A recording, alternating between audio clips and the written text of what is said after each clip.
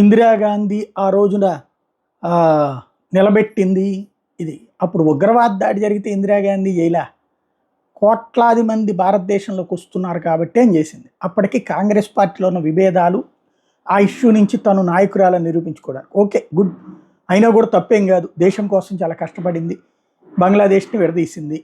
కానీ ఆ బంగ్లాదేశ్ వల్ల భారతదేశానికి ఏం ఒరిగింది? దానికి ఏళ్ల తరబడి సాయం చేయడం మనకు ఒరిగింది.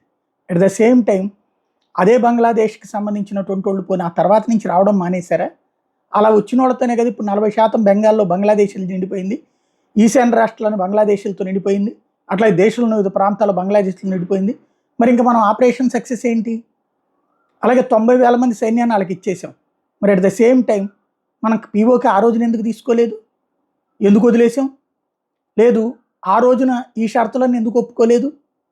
ఇది రెండో పాయింట్. ఇకపోతే పోని కాంగ్రెస్ పార్టీ తర్వాత అధికారంలోకి వచ్చాక, పోనీ ఇప్పుడు వీళ్ళు చెప్పేటటువంటి మన్మోహన్ సింగ్ కాంగ్రెస్ అధికారంలోకి వచ్చాక 15 August 2024, 2 October 2004, 5 July 2005, 28 July 2005, 29 October 2005, 7 మార్చి 2006, 11 జూలై 2006, 8 సెప్టెంబర్ 2006, 18 ఫిబ్రవరి 2007, 18 మే 2007, 25 ఆగస్టు 2007, 11 అక్టోబర్ 2007, 24 నవంబర్ 2007, 1 జనవరి 2008, 13 మే 2008, 26 July 2008, 13 September 2008, 27 September 2008, 29 September 2008, 30 October 2008, 26 November 2008, 13 July 2011, 21 ఫిబ్రవరి 2013, 24 జూన్ 2013 ఇన్నిసార్లు ఉగ్రవాదులు దాడులు జరిగినాయి వాళ్ళ హయాంలోనే.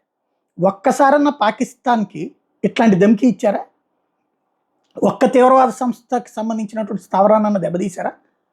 ఒక్కసారన్నా ఇట్లా మిసైల్ అటాక్ ఇచ్చారా? ఒక్కసారన్నా ఇట్లా త్రివిధ వణుకు పుట్టించారా? ఏం చేసాం మనం? ఇక్కడ వాడు దాడి చేసి ఇక్కడ జనాలు చంపినప్పుడల్లా ఎవరో 100 మందినో 1000 మందినో కేసులు, అరెస్టులు. ఆ తర్వాత ముస్లిం సంఘాలు ఆందోళన చేస్తేనే అమాయకులు పట్టుకొస్తున్నారంటున్నారంటూ అందులో 300 మందిని వదిలిపెట్టేయడం. ఆ తర్వాత దానికి సంబంధించినటువంటి యాక్టివిటీ ఇదే కదా నడిపింది. చివరికి కిరణ్ కుమార్ రెడ్డి సీఎంగా ఉన్నప్పుడు పరిహారం కూడా ఇచ్చారు, అట్లాగా అన్యాయంగా వాళ్ళని అదుపులో తీసుకుని ఏడిపించారని చెప్పి గుర్తుంది. అది చివరికి కోర్టు ఆపినట్టుంది. అట్లాంటివి అంటే ఎవరు అప్పుడు ఉగ్రవాదికి భయపెట్టారా? ఉగ్రవాది భయపడ్డా? ఉగ్రవాద స్థావరాలనే కూల్చాం ఇప్పుడు. ఏది 18లో పఠాన్ కోట్కి ప్రతీకారంగా, అట్లాగే 23 అప్పుడు పుల్వామాకి ప్రతీకారంగా బాలాకోట్లో స్థావరాలనే కూల్చాం. ఇప్పుడు ఏకంగా 9 స్థావరాలు ఎక్కడెక్కడో ఉన్న వాటిని కూల్చాం. ఇట్లాంటి దాంట్లో ఒక్కటన్నా చేయగలిగింది కాంగ్రెస్ పార్టీ? ఎందుకు చేయలేకపోయింది?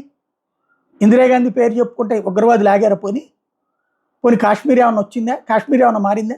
మరి ఆర్టికల్ 370 ఎందుకు తీయలేకపోయింది? ఎందుకు భారతదేశంలో అంతర్భాగం చేయలేకపోయింది? పోనీ ఎందుకు కాంగ్రెస్ గెలవలేకపోయింది కాశ్మీర్లో?